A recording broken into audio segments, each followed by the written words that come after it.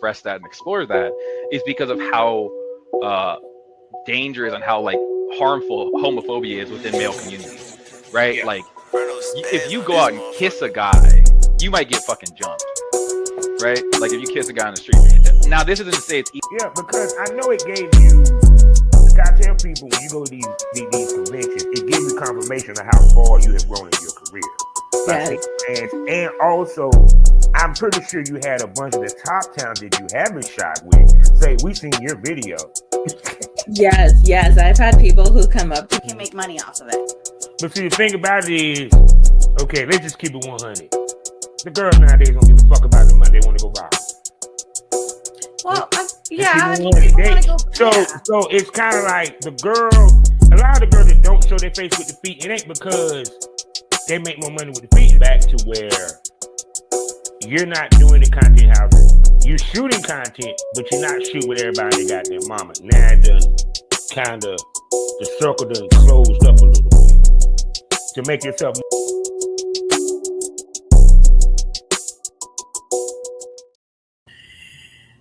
Damn, I'm so happy to have you back. Just looking at you. Smoke, let's just look at her for a second. I know premium smokers. No, this is not a premium smoke. Y'all see all that beautiful cleavage. Guys, not today. Another day. How you doing, baby? I'm good. How are you?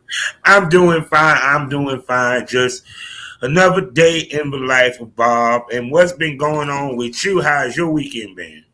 Oh, it has been cold. Really cold. Everything here, it ain't even snow anymore. It's just pure ice. Oh my God. Yeah. Now we ain't got the snow over the weekend, so it's been a while since we actually just had actual snow and it was no sleet or freezing rain. Mm-hmm. So that was interesting. I still had to take my ass to work. I'm an essential worker. Oh, okay. So how you enjoying this cold weather? I'm actually enjoying it a lot. The ice makes sledding so much easier and funner, and you don't have all the powdery snow getting you wet. So I have literally been sledding ever since like I've been home from AVN. So I'm like, okay, let's go sledding. Let's go sledding. When is it too old to sled? I'm not too old to sled. Never too old to sled. Man, I ain't been sledding so long. Oh, it's so fun. You got to. Right now is the perfect time. Oh, for sure. I know the kids had a damn ball. Mm-hmm. I'll be afraid that I'll be the one that I slid and end up breaking something. Well, I got some bruises that my next shoot might not be too happy with, but it was a lot of fun. I don't think the shoot go mind. He gonna kiss it and make it better. Yeah. Now, your 2025 was a stellar year. Yeah. You've did a lot of shit. And for you, sum up your 2025. How do you feel about it? I feel very, very blessed about my 2025. It was a very crucial year for me. It was that turning year from being a newbie to kind of being somebody, oh, this girl might last type. Mm-hmm. So it's been very surreal. A lot, like I just hit my 4 years in the business. So it's like I have a lot more people noticing me like outside and like in the airports and things like that. So it's a little surreal to be like shopping at Walmart and somebody come and ask me for like my autograph, or be at a restaurant and I'm like, the only thing I have to write on is the napkin. So I've done several napkin autographs at this point. So it's a little surreal, yeah. And two, on top of that, is like, because I always talk about that. I think we talked about it before. The transformation becoming a sex symbol, being recognized, being lusted for. Is it something that you still kind of like getting accustomed to getting used to? Yeah, it is still. It's like some people forget that we are actually people with feelings, and so it's one of those things where I'll have somebody hit me up and say, hey, I would like to shoot a scene with you. And I'm like, oh yeah, well, watch your website, watch your social media. Let's, connect. And they're like, oh, well, I'm not in the business. And I'm like, because you have a camera means that no, that's not a shoot. That's I don't even know what that is. A meetup. I don't know how much It's money. a sex tape. Yeah, right. I'm like, no, you're not even in the business. That doesn't count as a shoot, okay? Yeah, because I think, and I say this before, if you want to be taken serious as a porn star, you have to start making porn. Sex tapes have to go. Mm-hmm. You know, making something quality and everything. And for you, now that you are a seasoned porn star, when you look back at like some of the amateur stuff, do you find yourself critiquing some of that shit like I be doing? I do actually. I have been going back. I'm trying to organize all my content because I got into a point where I have so much and I don't know what's out there and what's not out there. Yeah. So I'm trying to organize. So I'm looking at some of the stuff that I put out like years ago, and I'm like, ugh. Like, where's the light, or what were we even doing? Like, and then I found footage that I create, like I've made scenes and created scenes and photo shoots and everything from like my very first year. And I'm like, this person ain't even in the business anymore. And I'm like, I've not even released this video, but I still have the paperwork. So it's okay. Yeah. It'll come out eventually. So, but now I'm like, I don't know how to explain this to my fans to be like, hey, this was something I did 4 years ago. But I still want to put it out there. So I got to start working my mind through how I can get some of that older material that I've never released before and put it out there.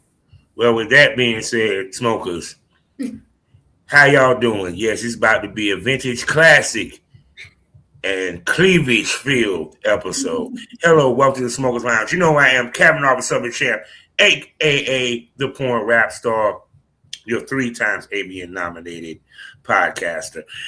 You know what to do. Find all my links with one link, allmylink.com/porn rap star. Sponsors, y'all know who it is. RodSizzleMagazine.com, BlushErotica.com, Patch That Apparel, SmokeKind.com, King of the THCA, mail straight to your door, and Sarah J CBD. Please use promo code BOBBIE to get 10% off your next order of her wonderful line of pain and stress relief products. She even have lube.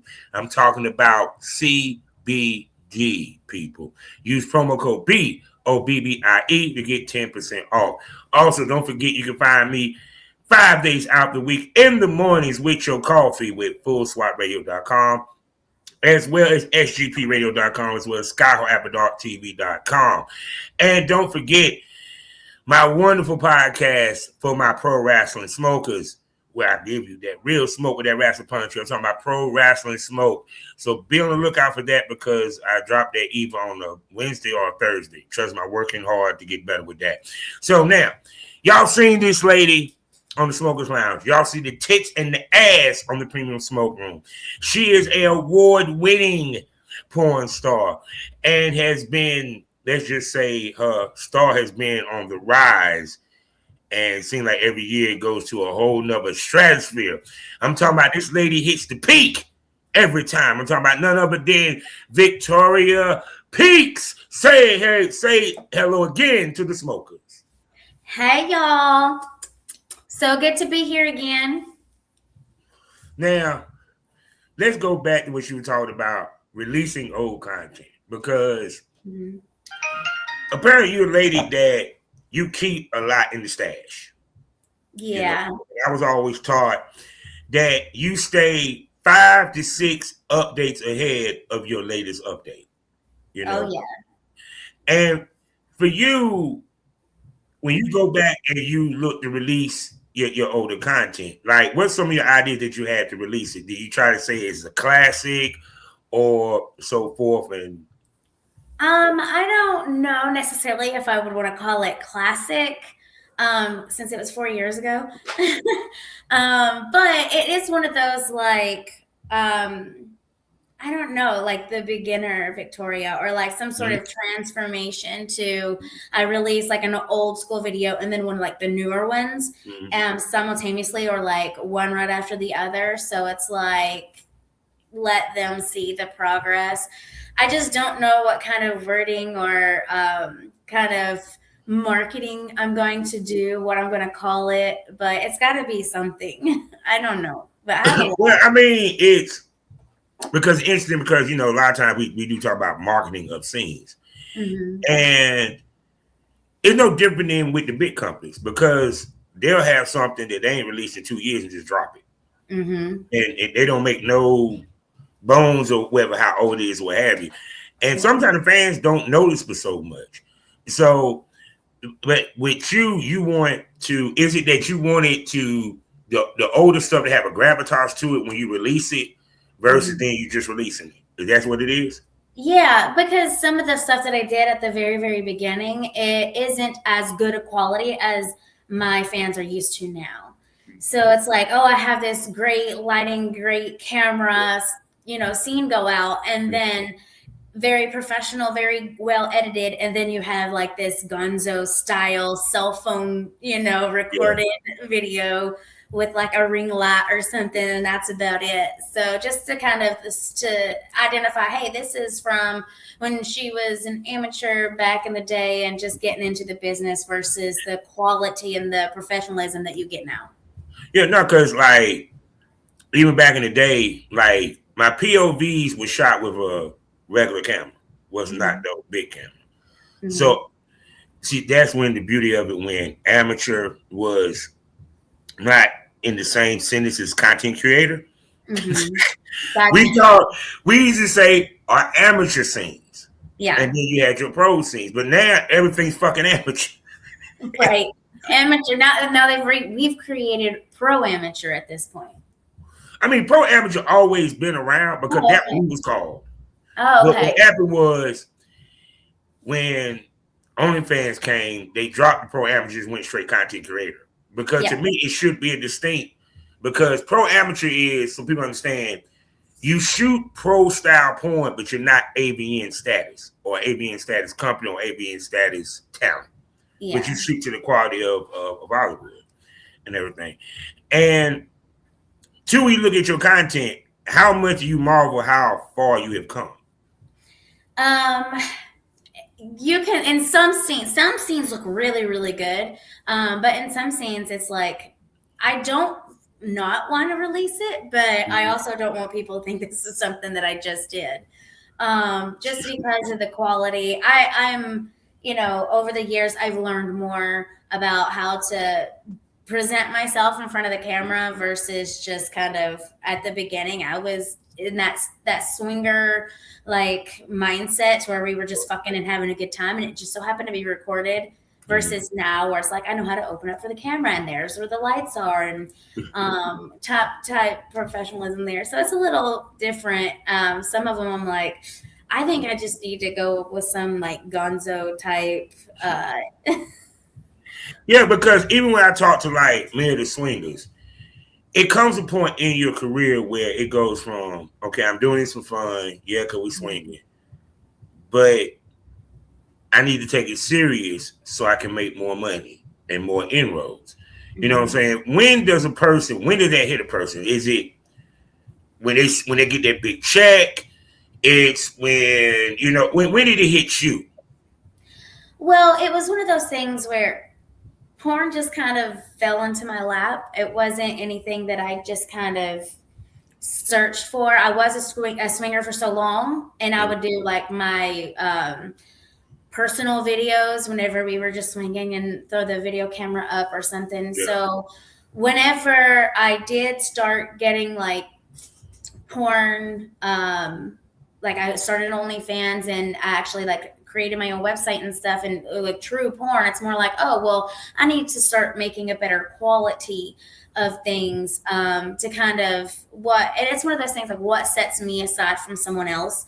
Like almost every swinger out there is, a content creator on OnlyFans and just throwing scene after scene after scene up there with their cell phones or personal camera or something, but how do I make myself not just the same hot wife as the next person, or what identifies me as something a little bit different?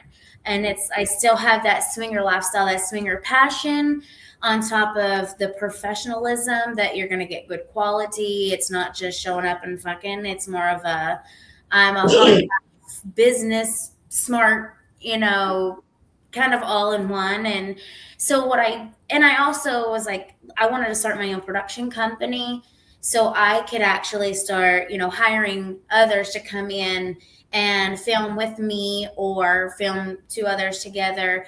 And so Victoria Peak's production set up. And I'm like, okay, so that's all. I want all that to be more professional looking and not just like another amateur production company, which technically it kind of still is at this point. So that's kind of where it kind of made that switch for me, was when I was like, okay, I love this, and I'm not just going to be happy with doing an OnlyFans. I want to make a career out of this. I want to make it a business. This is going to be my lifelong income. This is going to be my retirement plan. This is going to be, I want to be in porn, and I'm not going anywhere anytime soon. So what can I do to make myself prevalent?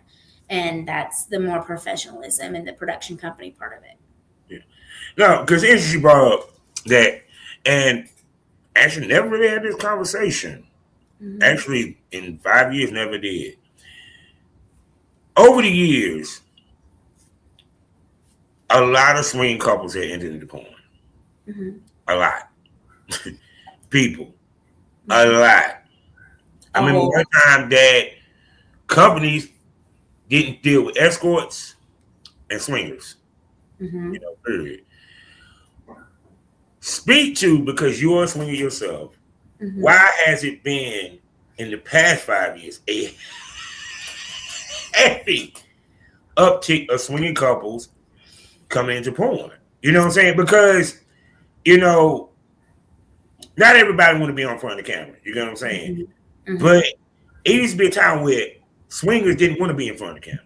Now, shit, these motherfuckers, you damn near turn swingers party into a content party. Swingers that doesn't. So, what do you think is the uptick and why? I see a huge difference because there's a couple of things that I noticed. One, swinging was a no-no. Swinging was so taboo. No, you didn't want anybody to know you were a swinger because they would look down on you and they would make fun of you, or they would, tell your mom, or I don't know. Swinging was something that you didn't want, your everyday people that you work with, people you go to church with, all those people to know that you do.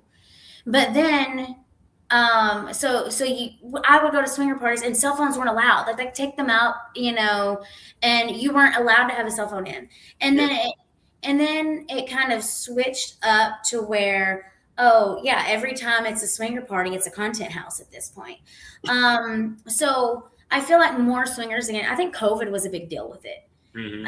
I think COVID was a real kicker in the switch, saying, hey, we're in the house and I have no other way of making money. And that's when OnlyFans kind of went crazy. I never even heard of OnlyFans until after COVID. And I know it was a thing before COVID. I was still teaching during COVID, so I didn't really, think about, hey, because we taught all through the shutdown. So I wasn't thinking of, how am I going to do this and how am I going to do that? But it was hard for a lot of people that wasn't getting paid and they're stuck in their house. So what's the best thing to do? Well, start camming. Oh, well, now we have this OnlyFans. And as a swinger, you have a friend that's a swinger. Now you have all this content coming out that you could just start pushing on OnlyFans and start making money. Mm-hmm. And so now whenever you go to a swingers club, it's almost as if you have to sign the model. For 20% we walk in. Yeah. So I think a big change of that was because OnlyFans has made porn so much more prevalent that it's not as taboo anymore. Like, when my community found out that I shot porn for a living and I was on OnlyFans, it was like, okay, whatever. Sure. When's practice? Are you going to be there? Can you pick up my son? Like it was like, okay, whatever. But if that shit happened 10 years ago or 5 years ago, it's like, It would have been. oh, Yeah, because people act like in this day and age, it's such a shock for a girl to have OnlyFans. You know what I'm saying? It's like I cannot believe it when I listen to some of these YouTubers. She's an OnlyFans girl, and you know how many motherfuckers got OnlyFans now? Everybody like it's like literally like I'm on Fat Life. Every other page has OnlyFans. Yeah. I was like, damn. Yeah, I mean it's more like, okay, so it's not as taboo anymore. It's not as frowned upon anymore. And I think that swingers would have been more open to being in front of a camera or being more open to, being a content creator if it wasn't so taboo before. So now it's like, oh, you're a swinger? Okay. But where there is a fine line between being a swinger that shoots content with other swingers versus somebody that is professional and doing professional shoots as well. It's almost as if I kind of joke around and say like my porn career ruined swinging for me. It didn't necessarily ruin swinging for me. Now I just opened my eyes a lot more. It's like, wow, I'm surprised I didn't have STDs before, because now that's the reason why companies did not want to fuck with swingers, because a lot of these swinger parties don't practice safe sex. Keep it 100. And that's part of it. The same thing with some of the girls escorting would take a little extra money to go raw for somebody, period. But what's so interesting was also not only did the pandemic bring forth more swingers getting into porn, but if people notice, that's when the hot wife,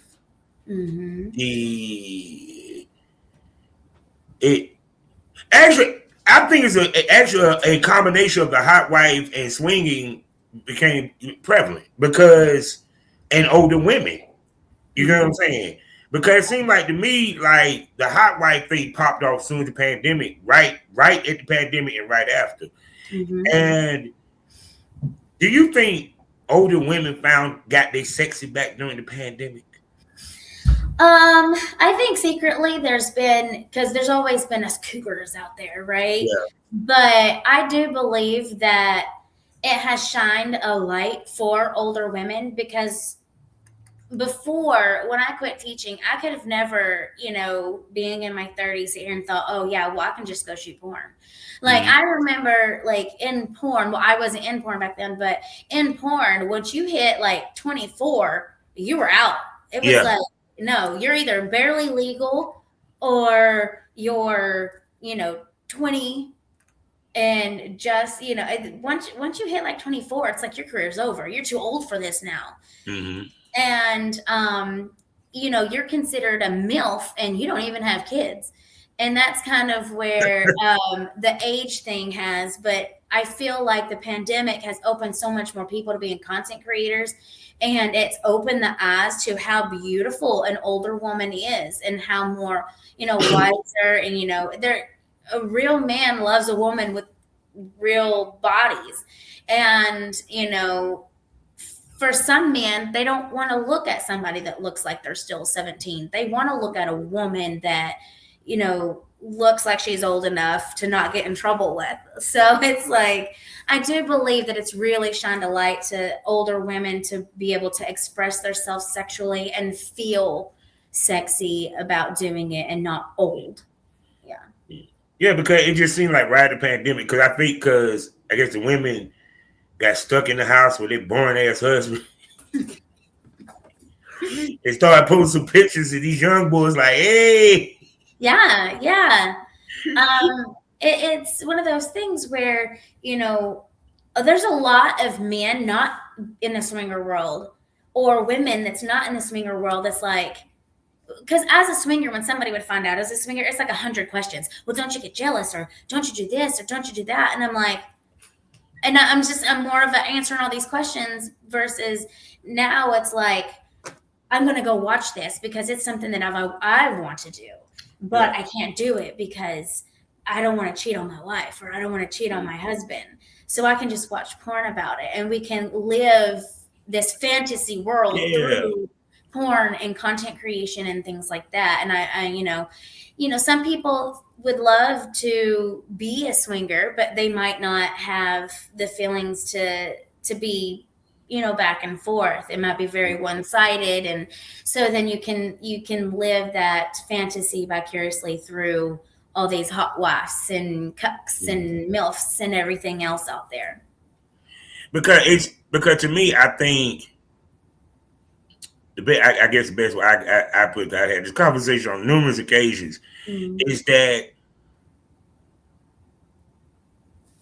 I do believe a lot of men would want to be in a swinging or open marriage. Yeah. It's just their biggest worry is their hump is their woman fucking somebody else. And it ain't because they worried that she's gonna leave. They're more worried if their boy find out. Yeah. That what blows my mind. You know what I'm saying? It's they. I notice men having that problem of caring about what the next dude think than what our wife think in a lot of cases and stuff. And I think when it comes to being swinging, and I ask you this, do you think who have the biggest hump to get over with swinging, men or women? In a way, we both have our own humps, but the biggest hump, honestly, it's a woman. I feel so. Because a man, oh, you're having sex with other women? That's awesome. You're cool. But a woman, you're having sex with other men? You're a fucking whore. You're a slut. And it's like, no, I'm not. I'm just as sexually active as my husband is. Why does that make me a whore and him cool? And that's kind of one of those humps that... But see, I say differ because, how can I put this? When a woman cheats, what's the first question a man asks his woman? I don't know. I've never cheated. Well, how big was the dick? Oh, is that the question? How big? Yeah. We worry about his dick size. We literally worry about the motherfucking dick size. Not whether we treated her good or did we make her happy. You know, his dick, that what it was. His dick was bigger than mine. That was dick. Yeah. It's harder for a man to get over allowing his woman to fuck another man than it is for a woman to allow her man to fuck another woman, because y'all are predisposed to us cheating. Y'all, because in y'all mind, in a lot of cases, a lot of women's mind is when he gonna cheat. They just know they think he gonna do it. They just wondering when. You know what I'm saying? Because you'll never hear all women cheat. No, what y'all always hear? All men cheat. Yeah, you're right. You know, period. I never had a mindset like that, so I'm kind of, I get what you're saying here. Yeah. So with a man, I have to get past, if me and her were dating, knowing that she loved brothers. This big 11-inch Brickzilla motherfucker got her saying shit that I never thought I'd get her to say. Yeah. I got to eat that. You feel what I'm saying? And a lot of men can't get over that. Because if she sat there and said, hey, baby, I wouldn't mind you with another woman, every man be like, hell yeah. Yeah. But as soon as she say, but I want to be with another dude. Oh, wait. What? Well, my dick ain't good enough. Yeah, I mean, I get that. I actually get that in content creation. So, like, if I know of another couple or just another woman or another man in the industry that does content creation too, I've reached out to people and it's like, well, I don't know if my dick's going to be good enough for you. I'm like, what do you mean your dick's not? And they're like, well, and that's one of the questions is asked a lot. Like, does dick size matter? I'm like, no, if you know how to use it, I mean, it doesn't matter what size dick you're getting. So I've actually technically, not technically. Well, it's one of those, if you know how to work it. If you have a skinnier or a smaller dick versus someone with a huge or a thick dick, like if somebody with a huge thick dick starts wailing on me, it's gonna hurt. You gotta ease your way in there. But if somebody with no, like a small dick, they have to know how to, get you in that way. So it's like you have to figure out what I can do to please without hurting or not feel like you have to figure that out. And if you figure that out, then it doesn't really matter the Well, size. see, let's be honest. Mm-hmm. And I didn't talk about this on the show. That sex that look good on camera, but it's not very comfortable. Feels good, but not very comfortable. Then there's good sex, but it doesn't look good on camera. That happens a lot. That's where it comes to the dick. Because, for example, no, it would not be a good look to have a 6-inch dick on a dick. Unless he is thick as fuck. True. Now, if he's thick, because the key to porn is thickness. It's not length but so much. Yeah. It's thick. Because one, this is the reason why dick matters. We need a dick long enough that if we want to see the dick and pussy action and see she's taking some dick, can't do that with a 3-inch, can't do that with a 4-inch. You can do that probably with a 6 or a 7 because it can come out long enough to where we don't know because you can disguise shit. Yeah. But when you're talking about good sex, no, size does not matter. As long as you know how to work the ocean, this, that, and third. Now, he can't have a very small dick, though. You got to feel something. I mean, there's a niche for that. There really is. Yeah. But that's a whole other category that you put yourself in. That's more on the humiliation side. Well, I know some guys that have very small. Yo. The micro penis is very interesting. I'm not gonna lie. but let's get back to the fact that you had content creators, who's concerned about their dick size when it comes to working with you. Make it make sense. What? Okay. Why? I don't know. I was very shocked whenever I got asked that question. Well, I was told that a couple of times, and they're like, I don't, I'll film with you, but I don't know if I can satisfy you. But we can do a good scene and all this. I'm like, what? And it didn't make sense to me either. And it's one of those things where I like to be stretched, and if you don't have a thick dick, then it's harder to be stretched. And I've had more and more videos been pushed out there with me with thick dicks that are stretching my pussy, and I'm freaking loving it. And they're like, I'm not that. And I'm like, okay, but I have, other things that I film too. And I think that's kind of weird. But see, okay. Do as is male time care about your pleasure. Yeah, we actually do. Yeah. Because as a human being, I want to be able to know that actually my dick was some good. I'm sorry. I'm sorry. Totally true. You don't want the lady models be talking in the model lounge about how, I shot with him, but it was a good shoot. That was it. So, which, proved my point. Did you talk about how good the dick is? I've said it a few times. I'm like, you have to work with this person because his dick feels good. No, because I be trying to explain it. Yeah. No, I be trying to explain to dudes. I said, no, the conversations that dudes have when it comes to who, like, when I talk to a male talent about a woman versus how y'all talk to each other is totally different. Oh, yeah. Because we don't necessarily, how good your pussy is and how good your head is don't come up in the conversation. If it does, then he's in it for pussy. I'm sorry. But the serious, it's, was she fun was she good to work with? Did she make you money? Y'all, on the other hand, is different. Was dick good? So I'm gonna ask you a question. Is it important for the dick to be good? I mean, I believe it is. It's important because fans, when they're watching porn, can tell when somebody's faking it and when they're really having a good time. And it's very easily to be noticed, especially if you have a lot of scenes out there. You can see in the way the body language of the man and the women whatever, are if they're actually enjoying it or if they're just kind of going through the motions to get this seen at. And I think that's a big difference between, you know, a lot of fans, if they see a girl that is constantly faking it on camera, they might not, oh, she's cute, but this girl's always enjoying it. She's got a big ass and big tits.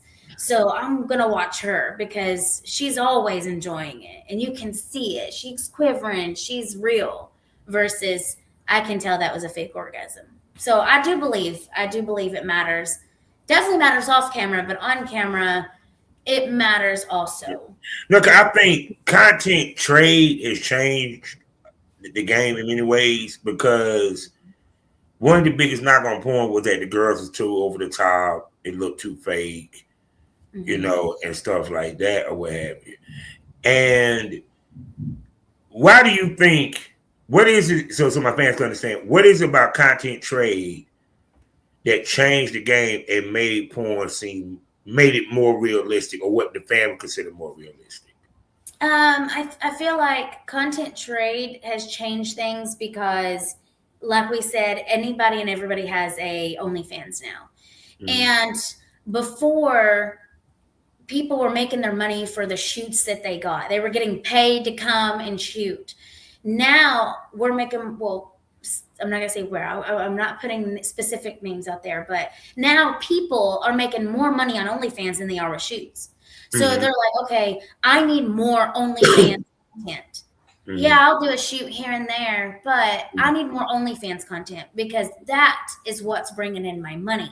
And I can go to an Exotica show and bring home anywhere between 12 and 24 new scenes that I can put out from just 5 days in Exotica.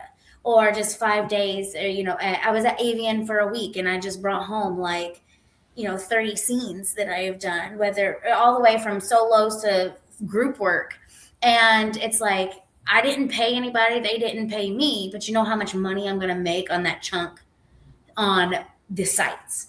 And I think that's where content share has really changed. It's because people are needing the content more than the money, because most of their money is coming from their own content, not the paid shoots. So then now, compared to back in the day where the paid shoot is about the money, what is the importance of doing the paid shoots, working with the major companies? Traffic. Anybody and everybody knows Brazzers. Not everybody knows Victoria. So if I ever got a Brazzer shoot, I would go and do that shoot, because there's people that have no idea who I am that's on Brazzers constantly and is going to be like, oh, she's cute. Let me go look her up. Coming now to my site. So I feel like it's traffic. Pornhub is the same way. Pornhub is a family household name now. Everybody knows what Pornhub is and what it means. So if you have content on Pornhub, they might not know who I am, but if it comes through their little feed, oh, wait, she's cute. Let me go check her out. And now they're coming to my sites. That's kind of where I think the importance is working with those bigger companies, because I know several people that only pay for a Vixen membership. So they don't know any of these other people. So if they're on Vixen, though, and they see a scene of somebody, or whether it be Blacked or Tushy or any of those Vixen, websites, and they say, oh, she's really hot. And then they'll go to that same website and they'll look for another scene. Oh, she's really hot. I'm really liking her, to a point where now I need to see more. And this company only has 2 or 3 shoots and I'm really liking her. So let me see what she has out there. So I feel I think what this era did was, I'm just going to be honest, it made ladies really think they were the shit, because they think because it was on OnlyFans, everybody knows them. No. Not realizing that OnlyFans is only popping heavily in the United States. Yeah. You know what I'm saying? And shooting with major companies, even if it's a small to Freak Mob all the way up to Brazzers, they have a more worldwide network than you have on your OnlyFans. Yes. And why? It's crazy because the people when I came in the game up to a certain year understood that. Why did that get lost in translation? I think it's because OnlyFans has gotten so big, or not just OnlyFans, all the subscription sites have gotten so big, and now anybody and everybody with a cell phone is considered a content creator. So now it is, I'm making all my money here, so I'm not going to go shoot with them because I'm making plenty of money here. I've never got a paid shoot before in my life because I'm making all my money here. I get all the content and I'm making my money here. I think that's kind of the mindset of it, and why, because there's so many people that rely solely on those fan sites. Like I know several girls that's making a shit ton of money on OnlyFans, but ask them what they're making anywhere else. But if OnlyFans crashes, if OnlyFans really does come to a point where they kick us all out, now where you going? Now, yeah, because that's next thing I'm about to say, because we see what's happening with mini vids. Yep. Laws and all that shit. And mini vids really did a 180. Really did a 180. And for you, what was your thoughts on how mini vid has changed? I'm like, okay. I mean, I make a lot of money on OnlyFans or on ManyVids, but I make a lot of money on other sites as well. But there has been several scares on several sites. So that's really why I started my own website. Main reason why I started my own website is because, I mean, even link trees have been getting people, in trouble on like Instagram. So it's like, if I have victoriapeaks.net and they come to that one particular site, they'll be able to find everything. If they like ManyVids better, they're going to click my ManyVids button and they're going to go buy everything there. If they like Loyal Fans better, they're going to click my Loyal Fans button. If they like Fat House better, they're going to click my Fat House button. But if they don't want to put any of their credit cards in any of those, then guess what? You have my website. You could just send me a PayPal and I'll send you the code and boom, it's done. But I'll be honest with you, it's get to the point where you better off having a .com at some point. Because it really is. Because the reason why I say that, one, OnlyFans ain't making the money they used to. From talking to many of the ladies, plus what girls are making in the pandemic, plus now. You know what I'm saying? And every site has its dries up. You know what I'm saying? Or hits his plateau or whatever. And I said the future of the business is .coms and streaming. Yeah. That's where it's going to be for us. And everything. Like having the Fab Houses. Like having the X videos. Even though we do love you, loyal fans. I'm just saying. So with you, because I know you went to the AVNs and the X3s. And I know you're the type of person that, you probably did work, but you also network in politics. So what's some of the feedback you're getting from other people about the platforms and where the business is heading and where they think it's heading? In all honesty, in the networking and the conversations, it's never really what platform are you putting it on. Yeah. We just assume that you have everything. Yeah. Because if not, I mean, that is one good question for a content creator. If you're doing a content share, what platforms are you using versus what platforms I'm using? Because if there is, I don't want you to put me on this site or this site or this site, then I'm sorry, we can't work together because I'm on all of these sites. And so while I was at X3 or AVN, the particular site itself or what site you're using really doesn't come up in conversation.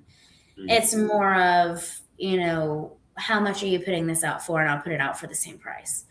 Or what works better for you when it comes to pricing on these sites. So everyone's discussing pricing of things. It's more of pricing or what sells. A girl could sell for this person, but not sell for this person.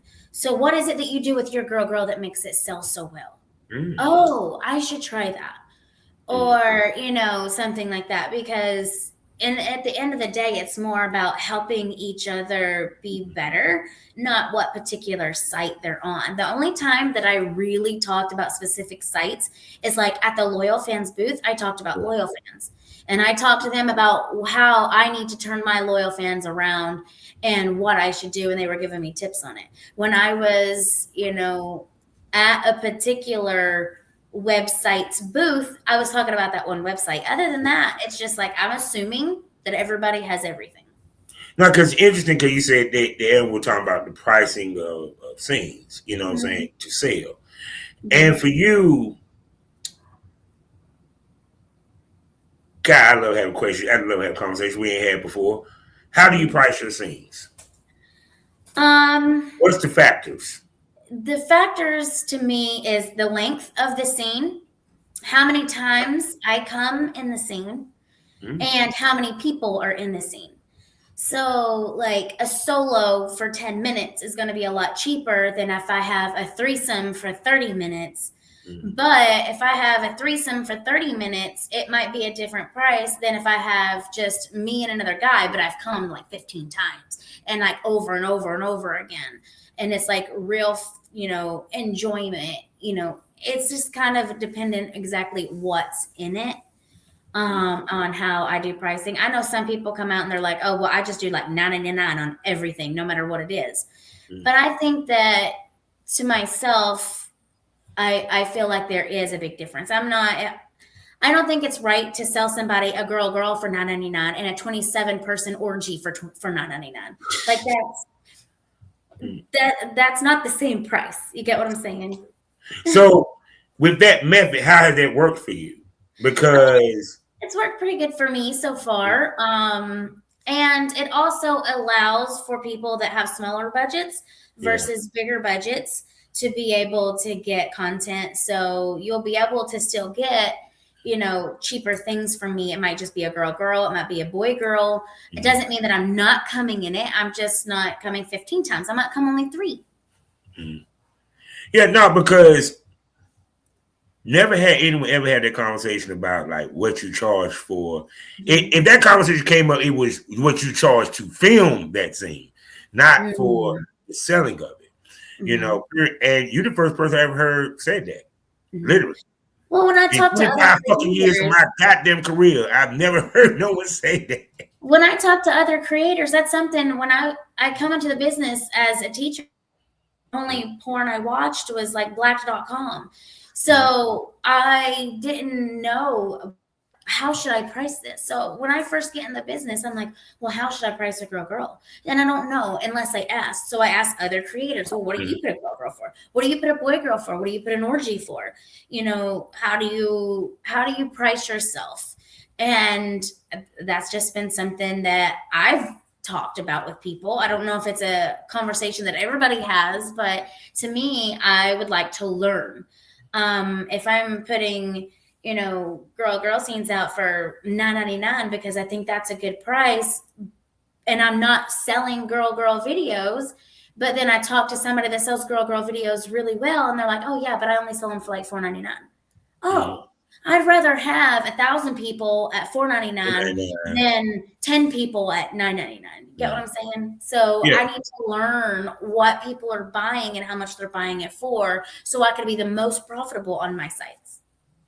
Yeah, because even my ass don't even do that. I ain't even think about it. No, because this the little shit that people don't think about. Because their thought process is just get it out. And then it's about selling. Not because like what's that? Because when you do change the price of a scene, because let's say your gangbangs is a higher price than that of, let's say, your threesomes.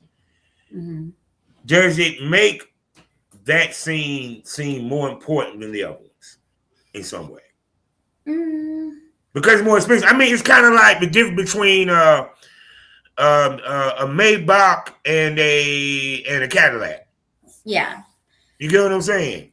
I don't really know if it makes it seem like more special or more important. I think it's more of the amount of work and energy that went into that one versus this one. I think it's more of a, I don't really know. I never really thought of it that way. It doesn't really make it more important. It just means that there's more going on in it.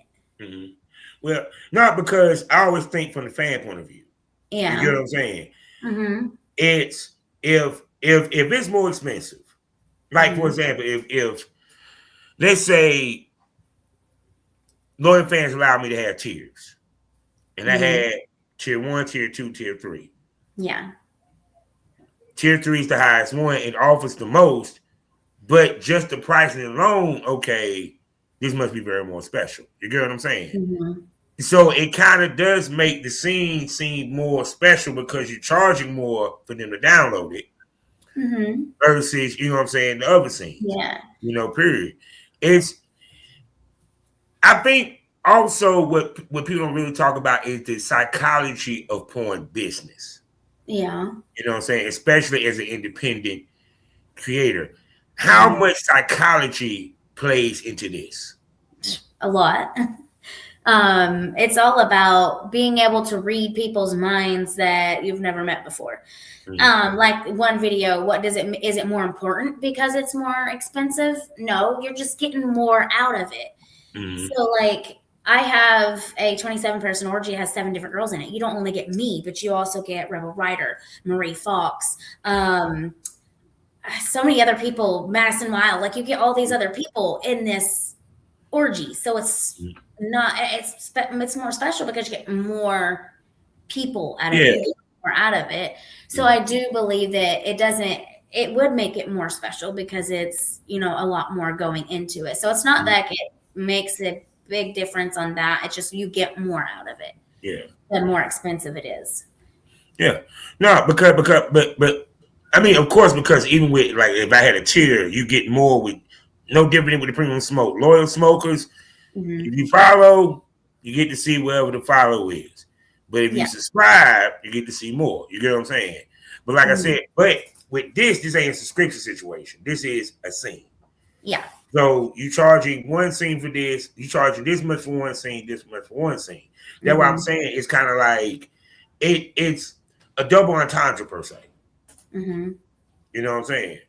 And that's an interesting psychology because, like I said, you're the only female that I know that uses their psychology for pricing of their scene. They actually think about pricing the scenes differently. Like you said, a lot of them, it doesn't even matter what the fuck, it could be anal. It could be a D, a 3P. She got that bitch for $5.99. No, definitely not. You know what I'm saying? Yeah. And I think that led to a lot of the girls' frustrations because they think that their worth is when it comes to being paid for a scene. Why they didn't understand that same worth should go into how you sell and price your videos. Yeah. Yeah, I believe there is a big difference there as well. And it is one of those things where it's like, if I am selling a anal scene for $5.99 and this person's selling them for, you know, $20 because anal is, you know, more, I don't know, like different for her, then at that point, I'm never going to sell the $20 one because everybody's going to go buy this for $5.99. Well, not necessarily because, see, okay. But it can be more special for some people. Some people don't do anal all the time. Somebody that's only doing anal, just one anal, okay, I'm going to sell that for $5.99. That's just one dick in my asshole. That's okay. Versus somebody like me, I've never done an anal scene yet. So my first, you gonna make so that bitch gonna be a good. That first anal scene, 30-minute scene, but that bitch going for about 60. Yes, that first anal scene will not be $5.99. Yeah. Yeah, but no, but see, that what I mean. It's kind of like I said, she's the first female. I am just totally flabbergasted and mind blown because I have never had a conversation with man, nor woman, nor transgender about how much you price your scenes to sell. We ain't talking about to shoot, to sell. And no one thinks about that. See, that's why she won the ASN. Yep. That's why she won the ASN. There you go, people. So now, of course, I done held this lady up here for an hour, but before we get out here, can we look at your outfit to give them a little preview for when she comes to the premium smoke room? I mean, she can't show you nothing, but she can show you the outfit. I can. I mean, you looking all sexy in that short skirt. Oh my God, yes. And that ass. Oh, I can't bend over. Because I don't know what you have in the drawers. And then you see that cleavage. Yeah. So, you know what that means, people? That means that you would need to go subscribe to the place where the conversation gets saucier. The tits pop out. Dildos might pop out. You don't know what might pop off unless you subscribe. And she has an episode up there where them titties pop out. And she will be back for VIP smoke. I'm talking about the premium smoke room on no place other than loyal fans. We love you, loyal fans. That's right. 4 podcasts for you to enjoy. Plus, I got the VIP smoke room. That's right, people. And I even open it up and do it live on X, which if she's not showing tits on X, we might do it live on X, because I do need to do it live at some point.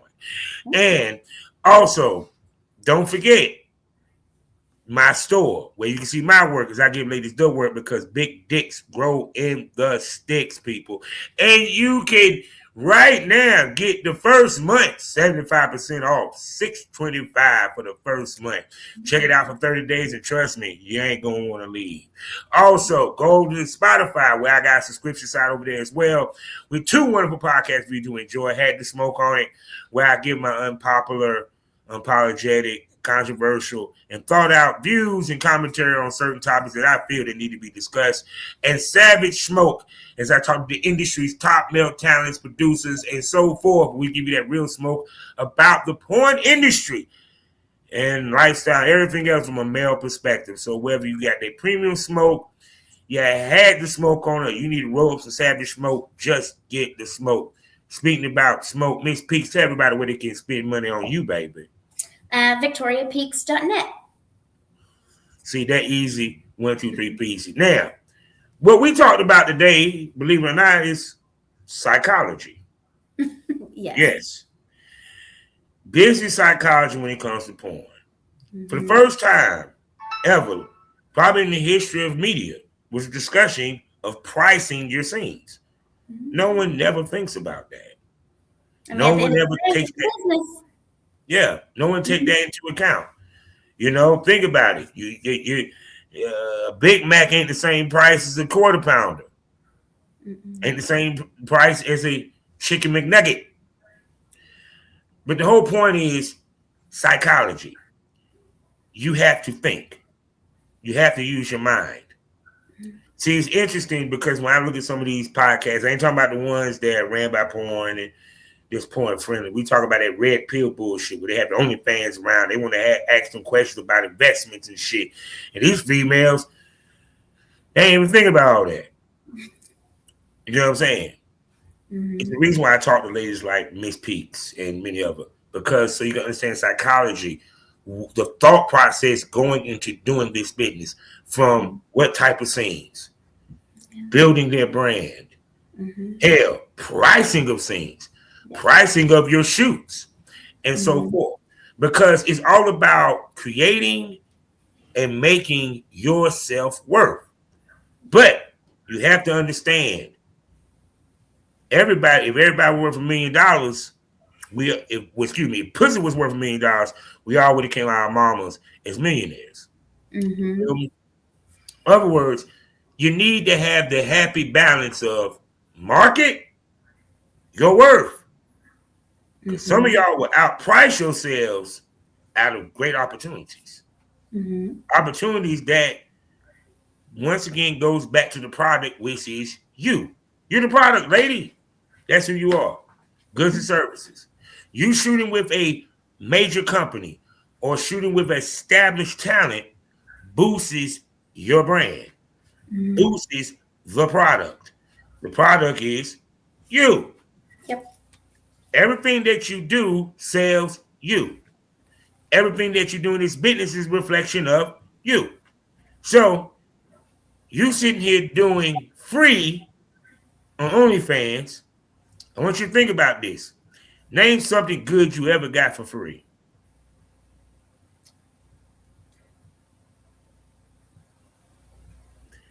That's why I never liked the word free. There ain't nothing in life for free. There's a cost somewhere. Bottom line, at the end of the day, but you want to know why they use free? Because you still got to pay the paywall to see the video. It's to get you to come in. Mm-hmm. It's just what's sad about this era is that ladies, and I'm not just going to say just ladies, gents too, don't know how to bring the fan base in like my generation did. Because you want to know why?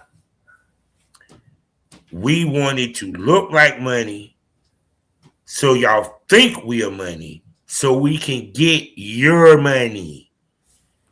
If you want my champagne dollars, don't look like Coca-Cola, because then that's all you're gonna get. Once again, business, psychology, and porn. It goes from the scene to how you fuck on that scene, to the talent that you shoot with on that scene, to even to the outfit that you fucking wear. And then after you finish filming, what you gonna price it, how you gonna market it, and even to what the fuck you gonna name it. Mm-hmm. It's all a thought process. So for any of you fuckers who think that this is easy, if you ain't a critical thinker, it's gonna be hard for you. Because to be successful in porn, believe it or not, you have to be a critical thinker. Mm-hmm. And if you don't understand that, you got a long ways to go. So with that being said, you know how we end these things all day, every day. Life is a learning experience. What's the point of the experience if you haven't learned anything? 3 words for you. Smoke this over. Say goodbye to him, Miss Peaks. Bye.